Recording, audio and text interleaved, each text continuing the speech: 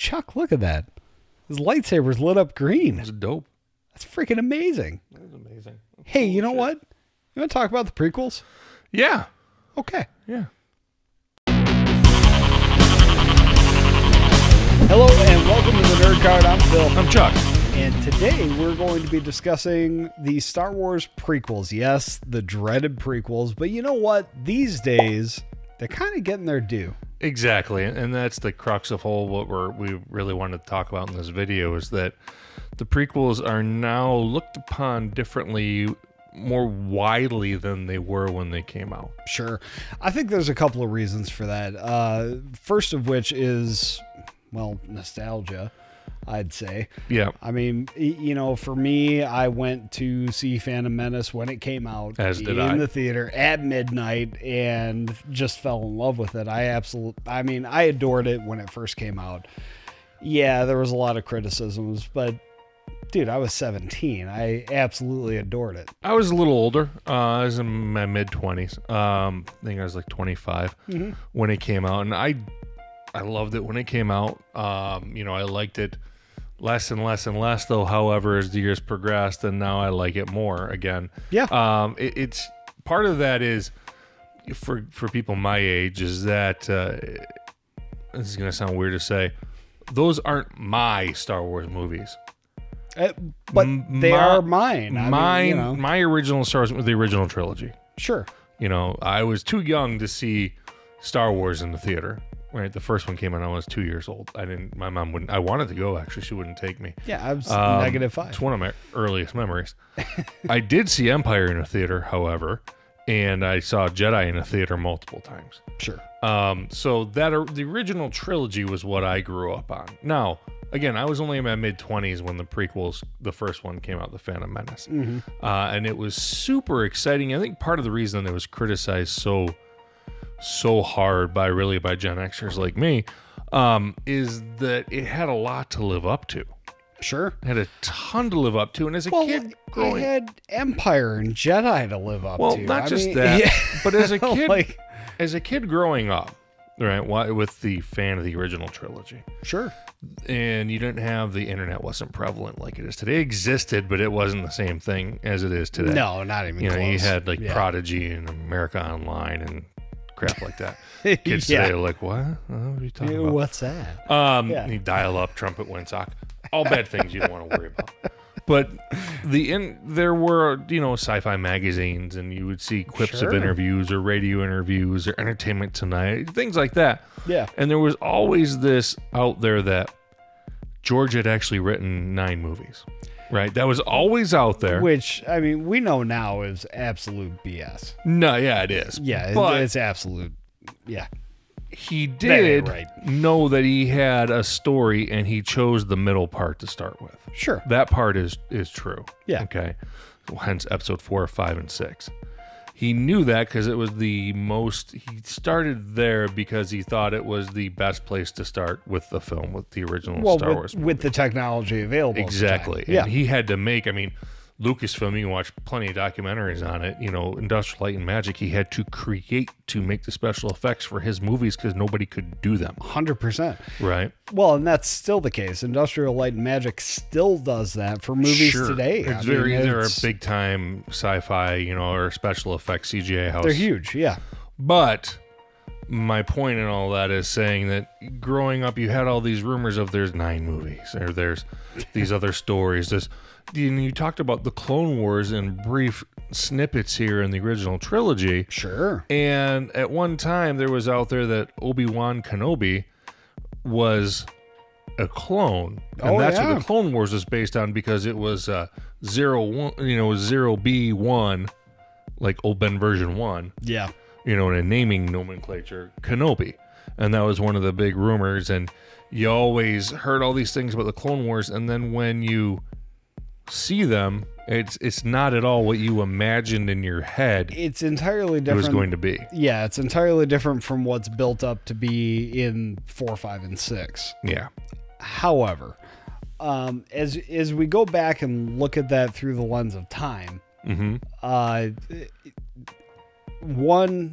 episode 1 is widely panned because of Jar Jar Binks. Pardon me, Jar Jar Binks. Call him whatever you want. Yeah, which we shall not speak. Well, the problem about Jar Jar, okay, let's just address it real quick. The issue with Jar Jar is that George was making comic relief when you already had comic relief. Yeah, you have R2 and 3PO. R2 and 3PO. You don't need any more comic relief. Yeah, it's already there. And you have both of those characters in that movie already. Yes. So Jar Jar is something that's just over the top, and it's too much. It's too much redundancy when you're... He's a too much. He's a too much. That was Mario. That was Mario. But when you go into the Phantom Menace and you sit down, and I mean, one of the coolest things to me when you sat down in the theater and you see Qui-Gon and Obi-Wan, like immediately in the film, like I'm seeing old school Jedis at their peak, because in the first three, now it's commonplace to see Jedis doing Jedi things. Yeah. Or Jedi doing Jedi things. When you saw the first three movies and that's all there were, all you ever saw was Luke and Yoda and Vader. Obi-Wan a little bit, but not really. Not a ton, just a little bit in the first film. That's you'd never really, and then there were some books. Okay, the Timothy Zahn novels came out in 1990, which are flippin' awesome. That were canon at one time in an hour legend. Now they're not. Yeah, right. Those would have been badass to see on the screen. Yeah, I mean, come on, guys. Those books are phenomenal. Yeah. So, you got a little bit more of Jedi doing Jedi things, but again, it took place after Return of the Jedi, so it wasn't quite right. And then you had some games, Knights of the Old Republic, but that came out, I think, after the prequels already came out. Oh yeah, after, yeah. Not way after, but after. When the Phantom Menace came out was the first time you're seeing the Republic and Jedi, and not just a couple Jedi, one here, one in Dagobah.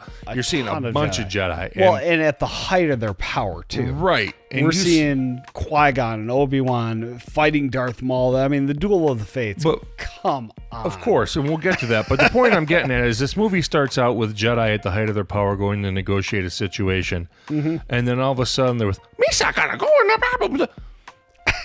What the You're like, hell? What? No, I want to see cool Jedi things. Right, yeah. Why do I got fish guy being silly? There's always a bigger fish. Right? But, as Phil said, that does go on and they fight Darth Maul. And the Duel of the Fates is the best lightsaber battle in any Star Wars. Yeah, of all time. Bar none. They've not topped it. They're not going to top it because Ray Park choreographed it. Yeah, well, Ray Park is a martial artist. Flippin' amazing. Yeah. And, he's had so many roles in so many films and so many parts that you've seen that maybe you don't know that he is. Yeah. But as Darth Maul, just a badass. No, and it's Total incredible. Badass. And those guys got so good. Like, what's the story that they got so good they had to slow them down? They had to slow down the... Right. Yeah. Yeah, just so the camera could catch it all. I mean, that's just too cool. Yeah. And that's something we didn't see at all in the original films. Yeah. The lightsaber duels in the first three films, in 4, 5, and 6, are... Well, in A New tame. Hope with Darth Vader and Obi-Wan, it's just... It's a couple of old guys throwing a lightsaber at each other. Yeah, it's nothing. No, and the prequels introduced the art of the lightsaber battle. Yes. For that alone, they should be celebrated. For sure. Just for that. For the Duel of the Fates and then the battle between Obi-Wan and Anakin at the end of Revenge of the Sith. Those two lightsaber battles are absolutely incredible. Not to mention, we finally see Yoda wield a lightsaber. Oh, and he lays it down. He does. He puts the smack on Count Dooku. And it's... Count Dooku was his Padawan. He's still the master. Yeah, he knows what's up.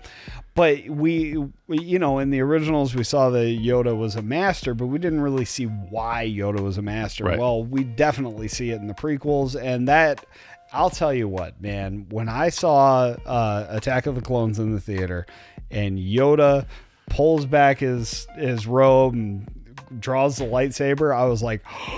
Oh, me too. Me too. Oh, my God, it's happening. All three of those movies, when I saw them in the theater, I loved them. Yeah, of course. It was only upon extended viewings on DVD and then Blu-ray or VHS. Well, VHS, yeah, that too. They got really started to get picked apart by the generation that we grew up with the original trilogy as our films. And now as time has progressed, I think that they're getting, for a couple of reasons, but one of the reasons that they're getting the love now, I think, is clearly Dave Filoni. Oh my goodness, absolutely. Because Dave Filoni obviously grew up as those were his Star Wars movies. You can tell just from I've never seen an interview where he said that.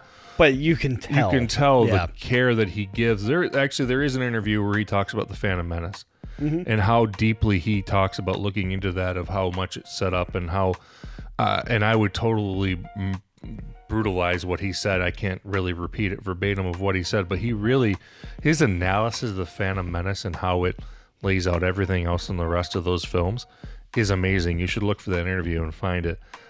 It's spot on, actually, when you think about it. Well, he is a fan first. He's a fan first, and he's a brilliant creator. 100%. Now, Dave Filoni, for those that don't know, and if you're watching this, you know, creator of the Clone Wars, creator of characters like Ahsoka Tano. Yeah, that's his baby. And what the Clone Wars really did for me, and I was a holdout. I didn't watch the Clone Wars at first, and if you've been watching this channel, Clone Wars cartoon. If you've been watching our channel, you know that. You know, I didn't watch it at first. Chuck basically forced me to watch the Clone Wars cartoon. And once I did, I realized, it adds so much depth to those characters. Particularly to Anakin Skywalker. That it adds to the prequels.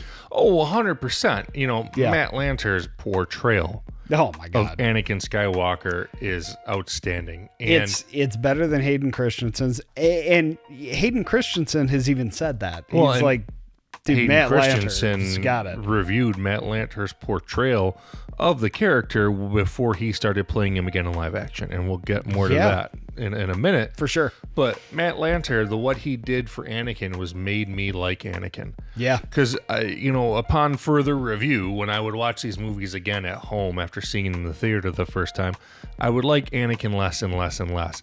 And it's just... But if you look at it, and I'd be the first one to admit that I would complain about, him being this just angry, pouty guy. But really, that's what he was. Well, he turns into Vader. Right. And that's what dictators are. They're whiny little babies. And part of the problem is that the prequels they have too much story for 3 films. Yeah, and you're absolutely right. Clone Wars allowed that story to be told more thoroughly and introduced in the right way. The best character in Star Wars, Ahsoka Tano. Yes. And Ahsoka Tano, we've said it before, is the glue that holds Star Wars together. Well, and she certainly is now, especially with the new series coming out. For sure. With Ahsoka, and she's in The Mandalorian, she's in the Book of Boba Fett. Yep. She is the glue holding Star Wars together. She's also the best character. She's got the best story, the best arc. She's killer. She's phenomenal. She's so good. Yeah. And that was in the Clone Wars cartoon, Ahsoka as Anakin's Padawan. It's really great, and it really explains how Ahsoka is the way that she is because of who trained her. Yeah. Right? And also how the Jedi, Ahsoka's the only one who ever calls out how the Jedi aren't really what they say they are. And they say they're keepers of the peace throughout the galaxy and all of that, but really they're a political unit that can be manipulated and are manipulated at every turn. And Ahsoka doesn't take kindly to that. No, and they don't have her back at one point. Oh, yeah. And then she, when given the opportunity to rejoin, says no thanks. I'm no Jedi. Yeah. So Filoni created that character. Filoni was the showrunner for the Clone Wars cartoon. Well, and now he's the head of damn Star Wars. Exactly. And he deserves it. all of everything that he's done, right? So the Filoni Effect, all they're doing in live action now is at either him or Jon Favreau's hands, right? Yeah. Because Jon Favreau is the Mandalorian. Jon Favreau is the showrunner of that. That's really the Mandalorian is what brought Star Wars back, in my opinion. But Yeah. Dave Filoni is a producer on that show. It was Jon Favreau and Dave Filoni. Yeah. Just Jon Favreau was the lead guy on The Mandalorian. The little guy Grogu is, what brought for all of us who were big Star Wars fans, when you saw that first reveal. Yeah. We were talking about that today. Yeah, of Grogu. I mean, when the robot, when IG-11 says, well, here he is, it's right here. And Mando's like, well, no, it's supposed to be 50 years old. Well, things could age at different times. I'm like, you dirty. That's a Yoda. You dirty pricks. That's a Yoda in there. Yep. And they open it up and you see the ears. I'm like, yeah, I knew it. And it was just, everyone was hooked. I was hooked right from then on. And it brought that magic back, right? And that magic that it brought back, yes, it was not just the original series, but it's the melding of the prequels with the original series is really what these new films are. Yeah, well, and it's really continued to be that, especially with the Book of Boba Fett and the Mandalorian season 2. I mean, Mando's flying a Nubian craft now. Yeah, and he was a Razor Crest before then. Right. I mean, that's huge. Yeah, that's absolutely huge. So, the Razor Crest was a Naboo ship, also, wasn't it? I don't know about that. But it was a Clone Wars era spacecraft, regardless. Certainly. But yeah, it definitely brings back a lot of the prequel stuff, especially, man, the Book of Boba Fett with the Mandalorian in it. Well, even to me, tons. Hell, Mando said wizard. He for did. Christ's sake. Wizard. I mean, but to me, even more so than that, or doubling down on that, it's Obi-Wan. Oh my goodness. Obi-Wan, absolutely. You could really see this development of the prequels into the original trilogy era through that Obi-Wan, through the setting of the different places and spaceports that he went. You could see the movement already there. Yes, it was like stylistically, technology-wise. So well done. Yeah. Even so much of you see the down and out Tamora Morrison as a clone trooper just sitting there on the side, begging for change. That was really cool. But I'll tell you what most interested me about that is with Obi-Wan is Hayden Christensen coming back and people being stoked to see him as Anakin Skywalker again. Absolutely. And I was too. I was pumped. Who else would be Anakin Skywalker? And I was Christensen. A harsh critic of him. I always liked him, so we differed in that way. But no, and again, like I said, looking back now, as Star Wars fans, we continually analyze these works. Well, Star Wars is a ever evolving thing. I've kind of evolved my position once more. Sure, and I appreciate him in the original trilogy, or in the prequel trilogy. I'm sorry. I appreciate his work in the prequel trilogy more than I ever had in the past. Now, sure. Coupled because not just Matt Lanter is a big part of it. Because I like the Obi-Wan character more and can relate to him more in those films when you watch him. Now that you have the gap story, from the cartoon, but then the job that Hayden Christensen did in the Obi-Wan series, it kind of blended those two together. It did. Yeah.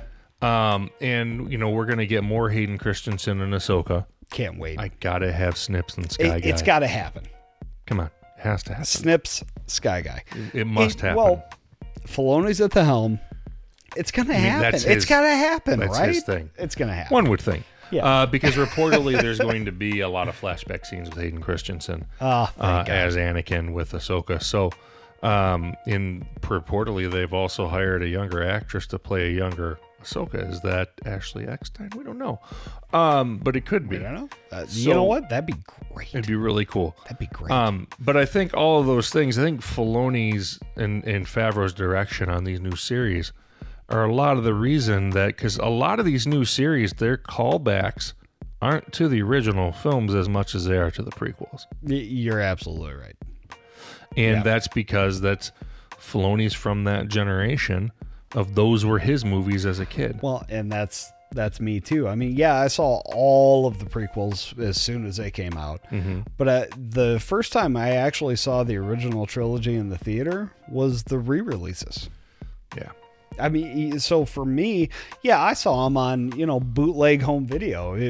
My parents had taped them off HBO, so that's how I saw the I've original seen them trilogy. every way you can. Yeah. The original trilogy in its original form. That's how I saw those. Was bootlegged those don't off exist HBO. anymore, unfortunately. And unfortunately, you're absolutely right. They don't. Not officially. But the first Star Wars movie I actually saw in the theater was A New Hope, but special edition. Yeah. The first one that I saw that was an actual release was The Phantom Menace.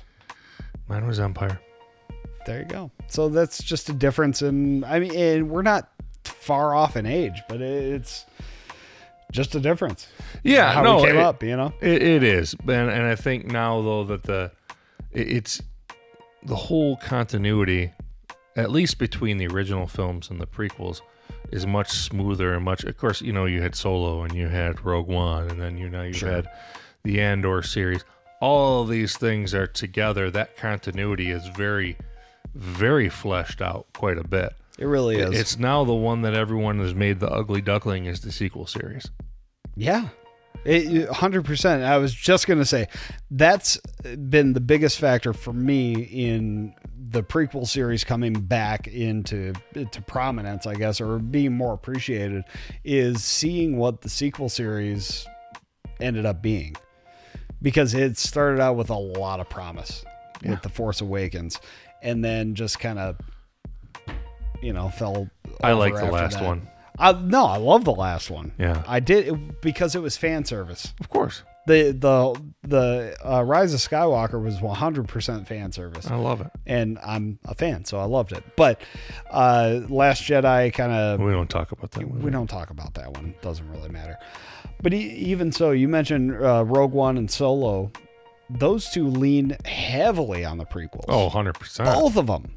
Yeah. And that helps to establish that as well. But you're absolutely right. The sequel trilogy being what it is, well, and even kind of paved the way for that. And even the extra scene in the Solo film has Darth Maul in it and harkens to It's exactly what I meant. one of the storylines in the Clone Wars where he took over, the crime organization. Yeah. Dark Sun or whatever it was called. Yeah, off the top of my head. Whatever it was called. Either way, you're absolutely right. It ties it right back into that, and you have to imagine that's a Filoni influence. 100%. Totally cool. Well, either way, you got anything else? No, that's it. We're gonna leave it at that. Filoni's at the helm. Thank God. Right along with Favreau. And in those guys we trust. They're the new George Lucas. So happy with that. But either way, the prequels, go check them out. If you haven't seen them in a while, go watch the prequels again. I think you'll find a better appreciation for them. Absolutely. Like I have, like you have, like everybody has. This is where the fun begins. This is where the fun begins. With that, we're going to go ahead and remind you to check us out on YouTube, Facebook, Instagram, Twitter, all that good stuff. We are out there. Remember that likes are free. You can like us. Doesn't cost you a penny. You can also share us with all your nerd friends so they can join in the party as well. And with that, we will say, what's on your nerd card?